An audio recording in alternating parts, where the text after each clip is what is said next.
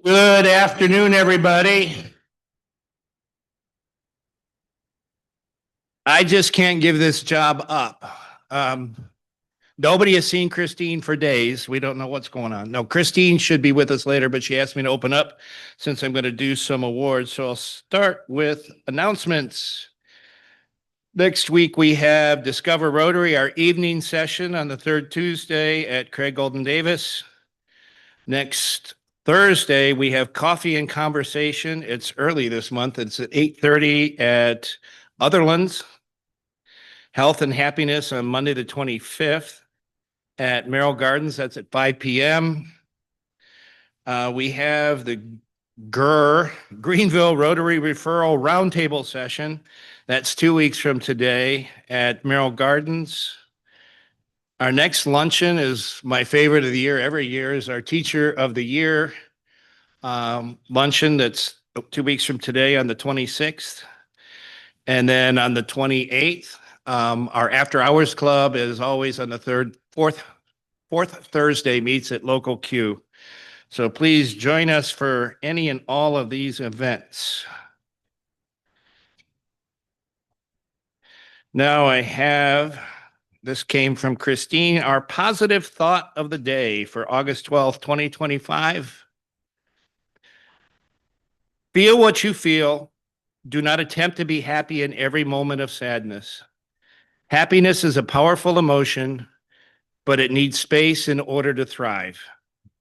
Sadness also needs space to be felt before it can move along and make way for other emotions. Allow yourself to feel all emotions with compassion. Know that these feelings too shall pass. And when you are ready, trust that you will gracefully move forward. Would you all rise for our Pledge of Allegiance? And I think Bert Strange is here today. So as a reminder, there is no comma between one nation and under God. I pledge allegiance to the flag of the United States of America and to the republic for which it stands, one nation under God, indivisible, with liberty, justice for all. And whenever I'm anywhere else and say the pledge, I'm like the only person in the room that just rolls right through that. But thank you, Bert. All right. The reason I'm up here instead of Christine, she asked me to start. Oh, I'm doing a great job. No, you covered once for me, so it's all fair. The reason Christine asked me to cover rather than the normal line, which would be Jeremy up here, is because I have some awards that we received that I would like to give out. A couple of Fridays ago, I guess 3 Fridays ago, we had the district's annual awards and installation banquet. It was at the Poinside Club. It was a great time. Huge turn. I mean, in my opinion, a huge turnout. Over 200 people came, which is like 10% of all the Rotarians that are in the 49 clubs in our district, if my math is correct. In addition to installing our new district governor, David Brenner, the awards were given out for several things, and our club got a few, and people in our club got a few. So I wanted to take the chance to share those. So the first one was the Cart Fund Changemaker Award. And this is best described as like a lifetime achievement award that was presented by Clara, who's the district cart chairperson. And this award is for outstanding volunteer service to the Cart Fund in Rotary District 7750. And I think you all know who the winner of this was. Jim, come on up. Jim Purrier. All right, we're good. Thank you. Our second award was the EPIC Award. It stands for Excellence in Public Image Coordination. So this was something that we agreed as a board a year and a half ago when we had our offsite. We were going to concentrate a lot more on our social media, just more understanding in the community of what Rotary is and what it does. And we did well enough. We earned this award thanks to the efforts of many people. Amy, I think Alex is here someplace, Jenny and so on, but I want to give this to Amy, so somebody else has to take a picture for, or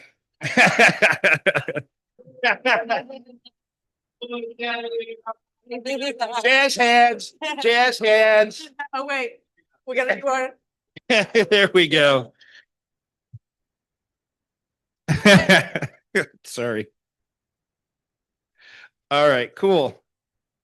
And then you heard me talk last time about points in the spreadsheet and how you get your club bronze, silver, or gold award from basically Rotary International. So we did achieve the gold award. I think I gave you all the point total last time. I don't remember what it is, but we get another little thing for our banner. You see, we've collected a few over the years, but so we got the Gold Club Award and the cool one. And I know this is no secret, but I will say our board got together May 5th. So Cinco de Mayo, y'all were drinking tequila. Your board was hard at work setting our strategy for the 24-25 board year. And one of the first goals that we set is we wanted to win Club of the Year. And that's no small feat when you've got 49 clubs in the district and everybody else would like to win Club of the Year as well.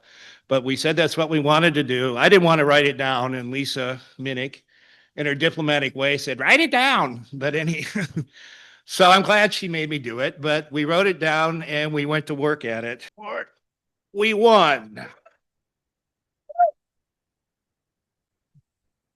Now, I'll say a couple things about this. One, I stand on the shoulders of our past presidents. I told my wife I feel like I was a pitcher coming in the ninth. So much of what we did last year was because of the groundwork laid by previous presidents. Like, I go back to what Rashika said when she handed this to us. She talked about our after hours club, which was established under Lisa Mangione's leadership. And go back to Kringle. She loved Kringle. She went to Kringle. She loved Kringle. Or I should call it the Christmas party, formerly known as Kringle, that was established under Jane's watch and was and is and remains and probably always will be Jane's baby. And I'll even go back another year. And unfortunately, Scott Powell's not here, but our whole relationship with Alexander Elementary School, which accounted for so much of the points and so much of the goodwill points, like our post-Helene efforts that we got a lot of credit for with helping Alexander. So that really goes back to Scott. So hats off, a round of applause for our past presidents who made this really possible today.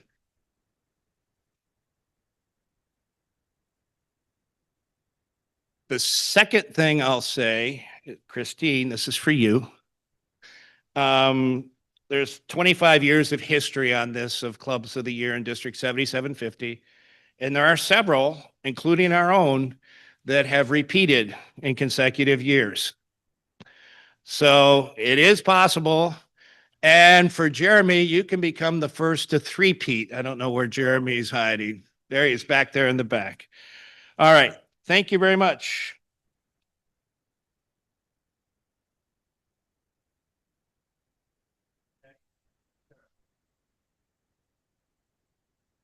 Good afternoon, y'all. My name is Mark Leonard. I'm the co-chair for the CART committee, and I wanted to first just tell you a little bit about just what we've been doing just with the Coins for Alzheimer's Research Trust, and just kind of give you an update of just what CART is all about. It started as Coins for Alzheimer's Research Trust. This was started back in 1995, just as a project for the Sumter Rotary Club. And today it is supported by 600 Rotary clubs in 40 districts, mostly in the United States. Last year, we spent 2 million grants to 6 research efforts.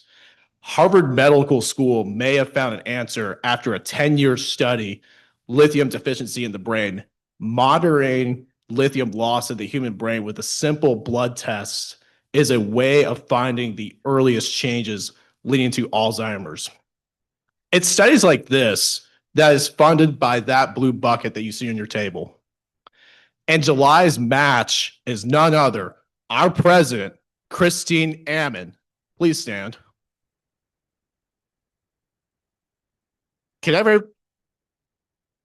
Sorry, but can you please just give her a hand?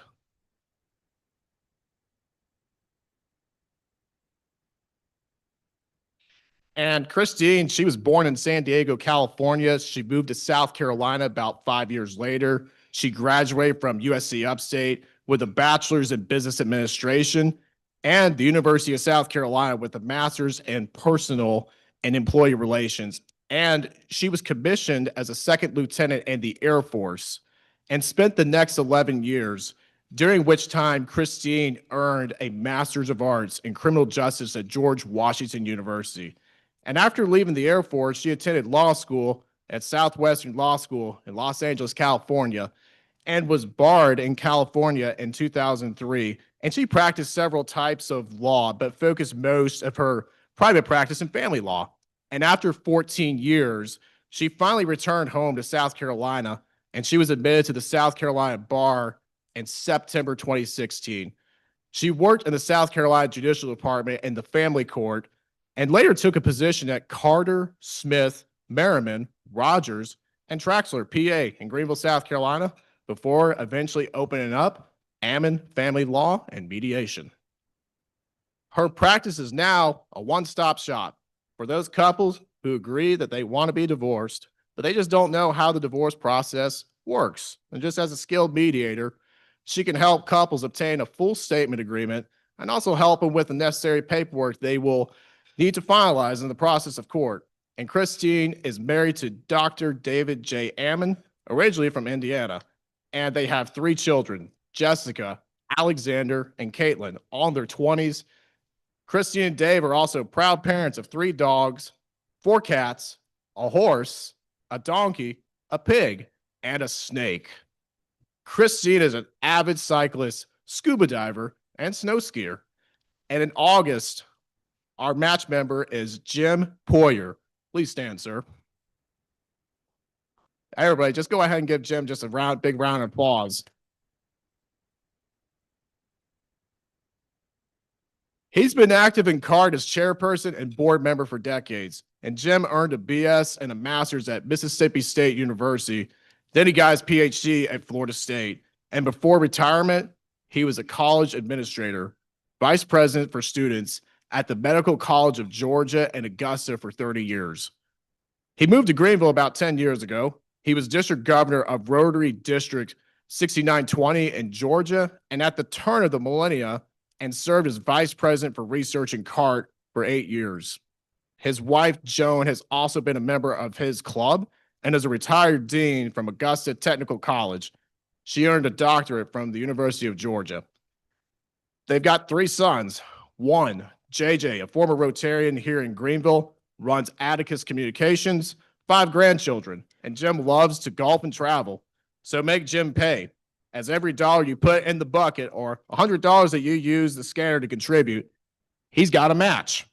If you would like to be that one match member and help CART fight Alzheimer's, talk to me or anybody else on the CART committee.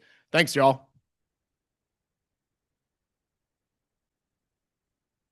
Good afternoon. My name is Bert Strange. I'm not here much. Went to R85 and I show up online more than I show up in person. I am one of the past presidents of whom Roger spoke, but not one of the ones who got the Club of the Year award. So there we are. It's my pleasure. One of the things I've enjoyed most about Rotary through the now 20 something years is working with the scholarship committee.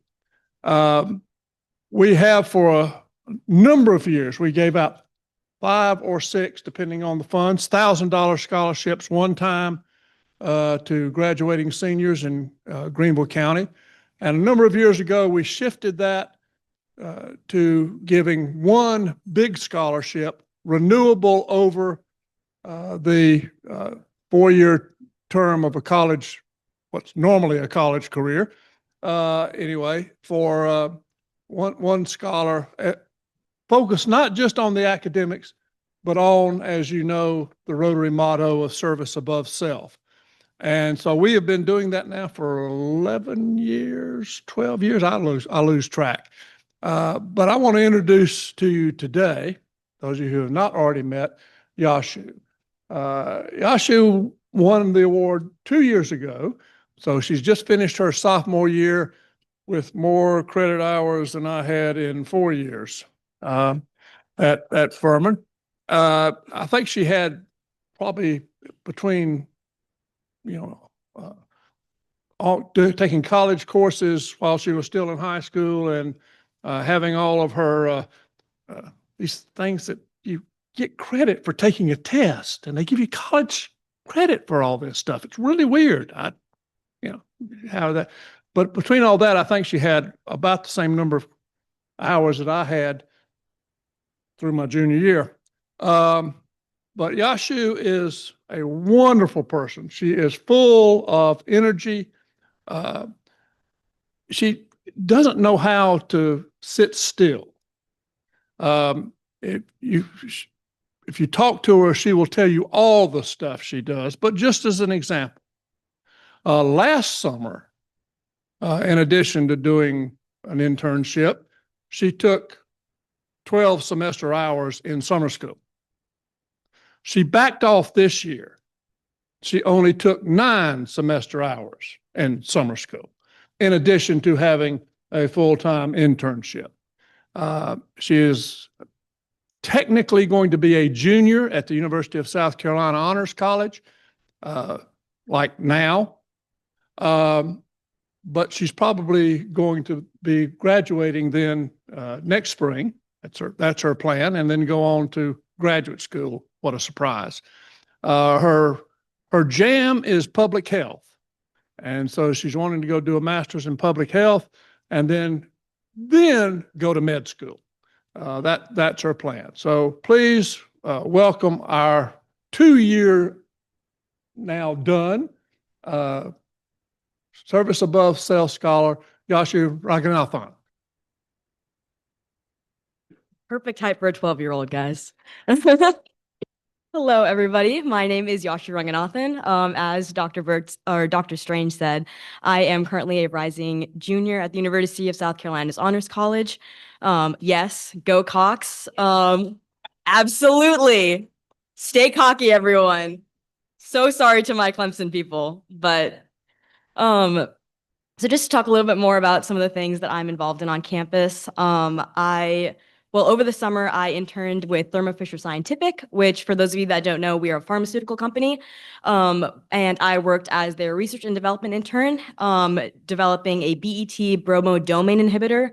And this is a drug that can treat numerous types of blood cancers, as well as late-stage lymphoma.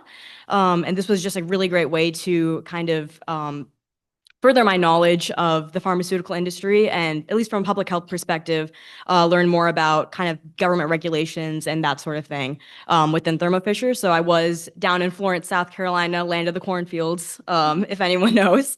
But to talk a little bit more about research on campus, I'm involved in 2 research labs.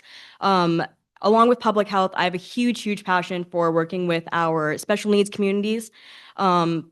The first lab I work in is the HI3 lab under Dr. Wu's direction. We are a lab that researches the use of AI in the treatment of individuals with autism and especially within therapeutic activities. And I'm going to be completing my senior thesis with the other lab I am involved in. It's called the Neurodevelopmental Disorders Lab within the Institute of Mind and Brain. And we do research on the use of infant vocalizations as an early predictive factor for autism and Fragile X syndrome. Both of these have been a really great way to not only work with individuals with special needs, but also kind of explore that passion of mine through an academic lens. To talk a little bit more about some service opportunities I've been involved in, a lot of my service has been going through 2 of the organizations that I'm involved in, which is Phi DE International Medical Fraternity, which has allowed me to connect with other pre-medical students on campus. And through that, I volunteer with Transitions Homeless Shelter. And we do a lot of soup kitchen stuff, as well as just generally increasing financial literacy among our homeless populations. And I am also a member of Phi Mu Women's Fraternity on campus. We are part of our Pan-Hellenic community. Our organization that we fundraise for is Children's Miracle Network Hospitals. And this is such an incredible group of young women who are not only incredible people, but they are so, so passionate about giving back to our community in USC. And we actually have a Children's Miracle Network hospital about 20 minutes away from campus, Prisma Baptist or Prisma Health of the Midlands. And through this organization, I was introduced to Dance Marathon. For those of you that were on USC, I see some nods. Dance Marathon is South Carolina's largest student-run philanthropic organization, and we raise awareness and funds for Children's Miracle Network hospitals. I was part of their morale team last year, and we raised over $650,000 for Prisma Health of the Midlands. Thank you. It is completely a team effort from our students, and I am so incredibly blessed to say that I am part of their leadership team this year. I serve on the board of directors as director of sponsorships. And I would love the chance to talk to anybody that is interested in getting involved in this organization. Not only is it a great way to kind of advertise for your business, but we are coming into the workforce. This is a great way to meet college students who could be coming into your business. So if anyone is interested or even wants to hear more about the organization, I have some flyers and would love, love, love to talk to you about it. Some other service things I've been involved in on campus, as Dr. Burt mentioned, or Dr. Strange mentioned, sorry. I am pre-med or on the pre-med track, and a lot of my service was within some clinics and hospitals on campus. I did about 200 hours, give or take, in both Prisma Baptist, which is 10 minutes off campus on their orthopedics wing. And my favorite service opportunity, I am currently working admin, but am this year going to be working more on the health side of Free Medical Clinic of Columbia. And this is a clinic which is completely free to our low income communities. And it is for people of any ages, any backgrounds, no matter your immigration status, we will come in and we will help you with whatever you need. And at least from a public health lens, not only are we helping them with their physical ailments, we offer financial literacy courses, we offer workforce development opportunities, anything that can help these communities not only better themselves physically, but also get themselves out of their hole so that they can then be able to pay for their medical conditions in the future. That is what we help them with. And it was such a great way. This was something that was introduced to me by Phi DE Medical Fraternity. And it was such a great way to connect further with my Columbia community. Just to kind of wrap everything up, I just want to extend a huge thank you to everybody in this room, everybody that is a member of the Greenville Rotary Club. It is scholarships like this that encourage students like me, and you'd be surprised how many of these kids are coming out of Greenville or Greenville County school systems that are passionate about giving back to our communities, that are wanting to find ways to leave the world better than we found it. And that is all thanks to you guys and the like what you guys do and setting that role model for all of us coming up into the workforce and coming into the world. So thank you so much to everybody. Nothing that I do at USC would be possible without this scholarship and without y'all's support. So thank you so much. Yashi, that's a wonderful insight into all you've done, and we're mighty proud of what you've done too. Roger, congratulations, and I salute the entire club on the award that we received for being the best club. I have the pleasure today of introducing Phil Kilgore. Phil has been my partner for right at 40 years, which is a long time to be a partner. Some people haven't been married that long. Back in the day when I was a director, though, of this club, I was tasked with the unenviable job of securing speakers for programs. And I did that twice a month for 12 months, for 2 years. If you add it up, that's 48 programs that I put together. In case you went to the University of South Carolina and can't add. Got you back. Imagine arranging programs, all those programs though. And there were three or four important things that you had to remember. The first thing was securing a speaker that had a topic, number two, that would interest the 200 plus members that we had. The third thing, and this was really important, was getting the speaker to show up on time. And we had one that was about an hour late that showed up that Phil and I were talking about the other day. And the most critical one is getting the speaker to stop on time instead of running over. Well, I'm pleased to introduce today Phil, because he's past president of the Rotary Club, he's now chairman of the Greenville Water Commission. And since he's past president, let's just see how long he speaks and whether he can honor that. You know, most of you know Phil, but still his impressive background is something that I'd like to share with you. If you'll give me just a minute, I think it's appropriate that you should know some things about him. First, from a personal background, he was born and raised in Greenville. He was the son of Don and Jean Kilgore. Don was a member of this club for many years.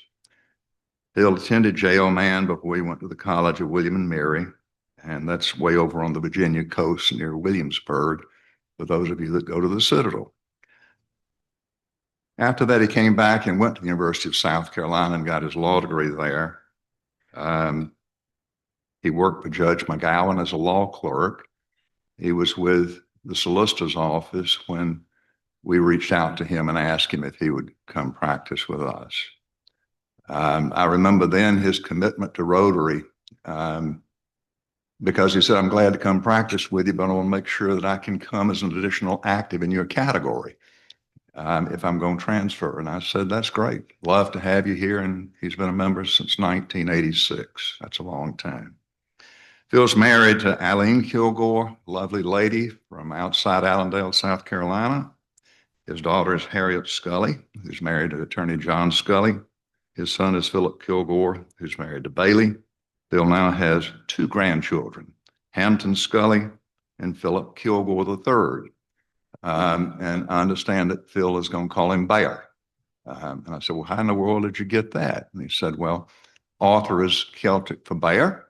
And so they've decided his nickname will be Bear. As I said, for 40 years, Phil has been a partner in our firm. He has practiced with Ogletree Deacons, Nash, Smoke and Stewart. We provide management with services in the area of labor and employment law. Phil has been a tremendous litigator. We've had the opportunity to work on a number of cases successfully. He's watched the firm grow, and he's served as managing partner of our office here in Greenville, South Carolina. One of the things that has always intrigued Phil, or that he's enjoyed doing, is scouting. His first assignment when he came to work with us was to assist me on the Eagle Board of Review. Phil is an Eagle Scout. He got his scouting award, his Eagle Award, in 1974. And since then, he's served as president of the Blue Ridge Council. He's received the Silver Beaver Award. He's received the National Eagle Scout Award, which is an incredible award that's awarded to those Eagle Scouts that have a demonstrated history of providing service to the community. Phil has also served in a number of other capacities in our community. One of the things that I tried to do with young attorneys coming in was to instill in them the understanding that they were not just lawyers, but they were civic servants, and they were supposed to be engaged in the community with what is going on. Phil has been on the Urban League. Phil has been general counsel of the Urban League. He's been president of the Greenville Chamber of Commerce. He's been president of the Poinsett Club, and he's been president of the St. Andrews Society of Upper South Carolina, and those are just a few. If you will, please join me in welcoming Phil. I appreciate that warm introduction. I'm really privileged to be here today because this opportunity today combines 2 of my favorite things, the Rotary Club of Greenville and Greenville Water. How lucky can you get? So I joined the Rotary Club in 1985 in November, and I would not have dreamed at that time that I would be on the Greenville Water Commission and 40 years later be speaking about the Greenville Water Commission. So this is a true privilege for me. I don't know whether you'd call them colleagues or Truth Patrol or Peanut Gallery, but I've got some of my colleagues back there. I'd like for you to stand so I can introduce you. Jeff Boss is our Chief Executive Officer. I've got Kenneth Frazier, our Chief Information Officer. Austin Williams, Mackenzie Boyd and Carson Palmer with our watershed team. And we've got Chad Foster with our procurement. So let's give them a round of applause. These are exceptionally talented people, and they are true public servants in every way, and we're so pleased that they are a part of our team. There has been a long connectivity between Rotary and the Greenville water system. I saw Bob Howard here. Is George Fletcher? Bob, raise your hand. George Fletcher, who I don't guess is here. He's in Africa, probably working on a water project, I'm guessing. But Bob and George are past fellow commissioners on the Greenville water system, and I was very privileged to serve with you. When I joined the Rotary Club, those who are long in the teeth like me can remember Paul Autry and Vardry Ramseur, who were members of the Greenville Water Commission. And truthfully, meeting them and getting to know them and knowing what they did on the Greenville Water Commission was one of the things that got me interested in serving on the Greenville Water Commission. So I'm going to dive right into the program here. So our topic here today is present, past, and future. You're probably thinking, he got it wrong. It's supposed to be past, present, and future. But this is the way I wanted to do it because I want to talk about where we are right now.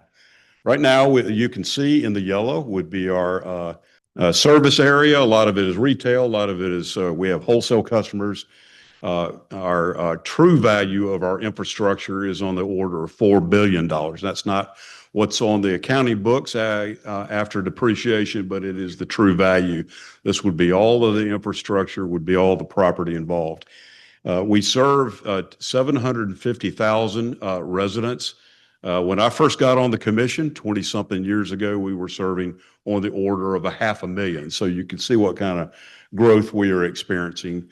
Like I said, we have retail customers, but we also sell to sister utilities who supply water to their communities.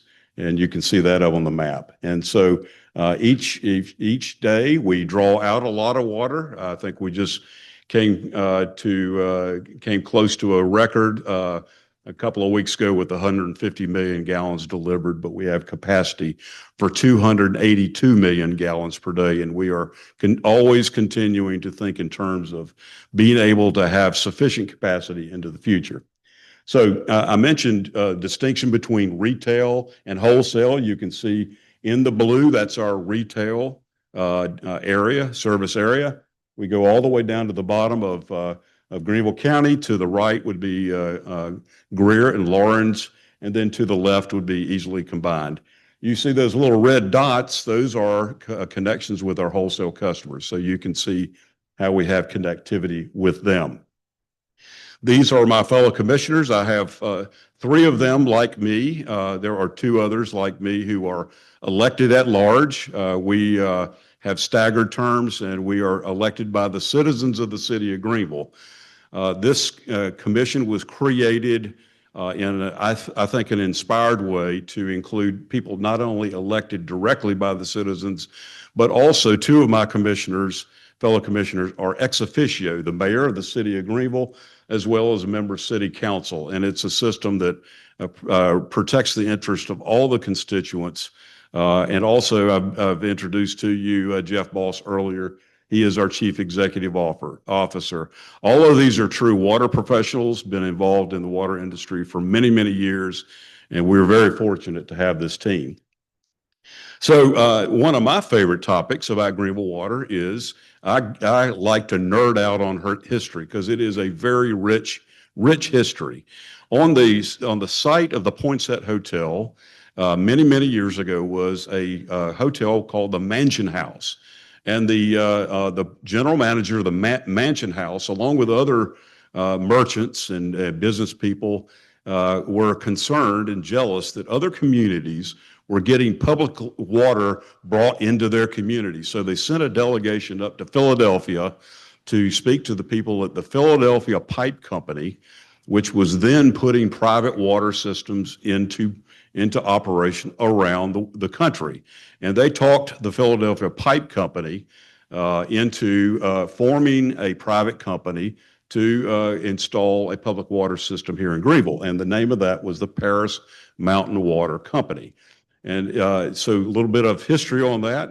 If you go up and visit Paris Mountain, you will see 4 lakes. Those were our former reservoirs. We deeded them over to the state park system in the mid 1930s because, as you'll see in a moment, we had a lake to replace those. But it's a very interesting part of our early history because the Paris Mountain Water Company was a sister company to a lot of the other utilities here in Greenville, and they became very, very unpopular. So in and around 1918, maybe before, there was strong public sentiment in favor of acquiring this water company and getting this private entity out of the way.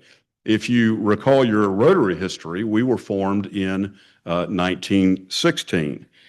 So this happened 2 years later. I can just envision some of our predecessors, the charter members of this club, grumbling about the Paris Mountain Water Company and what a raw deal it is, and why don't we generate some interest in acquiring that for as a public entity. Well, lo and behold, 2 of the charter members of this club were Captain Ellison Smythe and E.H. Woodside, who happened to be 2 of the 3 first commissioners of public works for the City of Greenville Commission of Public Works, formed in 1918. So they thought they had the problem solved. They were drawing water from Paris Mountain, but public water became hugely popular, not only by the residents, but also industry, particularly the textile industry. And George, you've heard him, and Don Kuntz, you've heard them talk about the textile industry over the years. And this was the heyday when the textile industry was growing and growing, and they needed this public water, and so quickly running out of room, and so they ended up buying almost 10,000 acres up in northwest Greenville County and formed the Table Rock Reservoir. That was brought into service in 1930, and they thought they had the problem solved. They thought we're going to be set for years, and that turned out not to be the case because demand was growing exponentially. This is a map of the Table Rock Reservoir, including the Table Rock Reservoir. We own all of the property that surrounds that lake, so it's a fully contained watershed. So in 1954, after less than 30 years, it was evident that we needed a new resource. So we acquired land in northeastern Greenville County and constructed the North Saluda Reservoir, sometimes known as the Poinsett Reservoir. And that came online in 1961, and again thought that we had solved the problem. But as you'll see in a moment, we then went out for another resource. This is a map depiction of the North Saluda Reservoir. And it abuts, if you know your geography, right up against North Carolina, and is a significant resource for this community. So in 1969, for those of you who are around when Duke Energy was building the nuclear power station, they needed access to an ample supply of cooling water. That's how Lake Kiwi came into being, and so and Jocassee as well. And so my predecessor saw an opportunity here. Why don't we go to Duke Power and ask them if we can have access to water out of Lake Kiwi? And sure enough, they gained access, built a treatment plant in 1985. And so those are the 3 resources, and I'll summarize that in a moment. Another important feature of our history that I think is important to a lot of you in this room is in 1993, Greenville Water entered into a conservation easement with the Nature Conservancy. So not only are these pristine watersheds, 30,000 acres combined of pristine watersheds, but they're preserved into perpetuity by means of a Nature Conservancy, a conservation easement, which means these lands can never be developed and cannot be used for anything else other than its current operation. So this is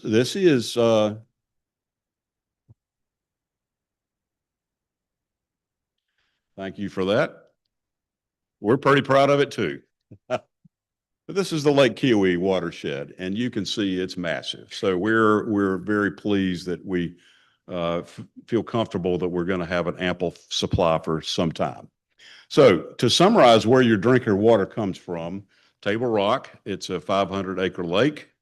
North Saluda Reservoir, otherwise known as Poinsett Reservoir, that's in the upper northeast part of Greenville County, and that's a 1,000-acre lake, and then finally Lake Kiowee.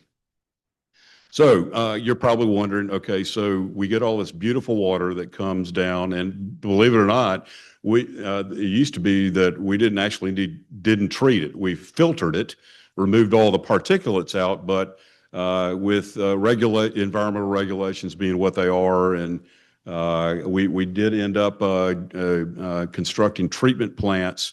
But it's beautiful water. It comes out. It's pristine to begin with, but it's finished off to a very high quality. And we have two plants. One is adjacent to Lake Kiowee, the Atkins plant. It treats the water in a plant a mile away from the lake and pumps it through Pickens County. It drops off water along the way to our wholesale customers and then comes in through the Berea area. The Stovall plant is if you're driving up to Caesar's Head, for example, on Highway 276, and you see that above the Ingalls, there's a big water tower. That's where the Stovall plant is. And between the two of them, they can treat 165 million gallons a day, and we're always thinking down the road about expansion. So we're always going to stay ahead of that curve.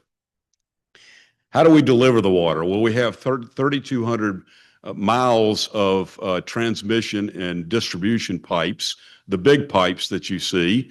And if you want to put it in perspective, it'd be like driving from here to Anchorage, Alaska. It's a long, long way, a lot of pipes. Some of them are 72, as big as 72-inch, 60s, 42s, whatever, and then narrowing down. But then you get into this whole distribution network, into this would be like the arteries of a body, and it kind of spreading out to all the places where the water is finished or is delivered. And then, as you can imagine, this requires quite an elaborate system of checks and balances to make sure that everything operates correctly. So that's the distribution system. The transmission and storage, we do have storage tanks. You can see these. If you're driving to Columbia, you'll see a big one, the WHAM tank up there in Simpsonville. If you drive out to Furman, past Furman, if you look off to the left, you'll see these tanks right there. And so we have tanks all over the place to try to make sure we have adequate storage and adequate pressure to meet the needs of the public. So I mentioned the watersheds before, what a high priority it is to protect the water. So we place great emphasis on that. If you follow the news, we've been impacted by not only Hurricane Helene, but also the fires. And so on the one hand, we've had debris drop all over the place because of Helene, but we've also had the fires, which have led to challenges. So in order to maintain the watersheds, we have ongoing operations just as a matter of routine, but then we have special operations that are going on right now. A lot of it is funded by FEMA, which I'm grateful for. I'd much rather those kind of resources be used rather than it coming out of water rates. By the way, I want to mention this. We don't receive any tax money. Everything comes from fees and revenues, okay? That's very, very important. The other thing I'm very proud of is for over, I think, 12 years now, we have a AAA credit rating from the big three credit agencies, which is enormous. It means that our lending cost is extraordinarily low. So the other thing that we are always mindful of is trying to protect against forest fires. Some things you can control, some things you can't. But in order of priority, People come first, structures come second, and land comes third. So our highest priority is making sure we take care of not only our people, but the people around, and then our building infrastructure. And so we do what are called prescribed burns to try to mitigate that risk. One of Terry Weaver's favorite topics is this concept of stream geomorphology. He told me he was so excited that I had a slide that actually had that word. And I'm going to be perfectly honest with you, Terry. As far as I know, it mostly involves monitoring a program of all watershed tributaries. But I have 3 watershed experts back there who are going to be more than glad to talk to you about the details after this meeting. We are also involved in some proactive projects, not only water that affects you, but our neighbors. We feel very strongly that we need to be leaders in this area. So we're using state funding to try to clean up streams, reduce sediment release, and try to help restore streams that are within our orbit of influence. We feel very strongly about community collaboration. There are a number of the organizations around this area, this town and state that we collaborate with, and I suspect that we collaborate with some organization that you're involved in. So we're very pleased with that. We also have a number of academic research partners, and this is, I have to tell you, very pleased with the robust nature of our academic partners. A little disappointment that Jeff Boss's alma mater, George, is on there, but you know, they actually do a good job. And you'll notice that we're missing Carolina. I don't know, you know. There's that opportunity, okay? You go back and report it. We're always open to new partners. So what's the future look like? We have long-term vision. We don't think about next year or the year after or 5 or 10, we have a 50-year horizon. We're asking ourselves, what are we going to need? What are we going to need to be able to present to the public when I'm long gone? And somebody's sitting around going, thank goodness that the commission way back in the 2020s and 2030s did something to make our lives easier. So here are some of the considerations, and these are pretty intuitive, but we're always trying to project population growth, demand, regulatory issues, sourcing we feel comfortable with, but we're always thinking about additional sources. As you might imagine, in an organization like this, maintenance and maintaining infrastructure integrity is extremely important, and we are always looking at that. Here's our capital improvement program. We're going to be spending over the next 5 years, $290 million.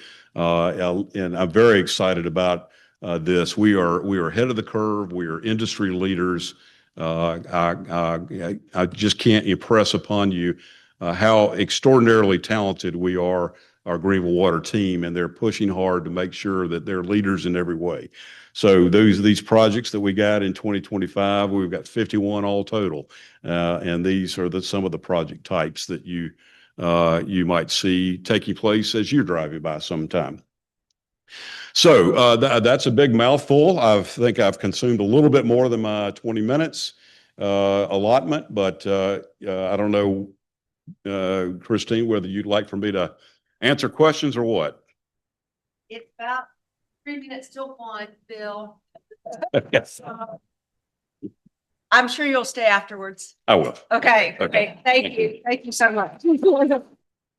I do have one really quick question though, Phil. As a cyclist that rides up the watershed a lot, that road is really bad. And if you have any influence whatsoever to get it fixed, we'd appreciate it. Oh, darn it. Okay. So Phil did sign our book that goes to Alexander Elementary.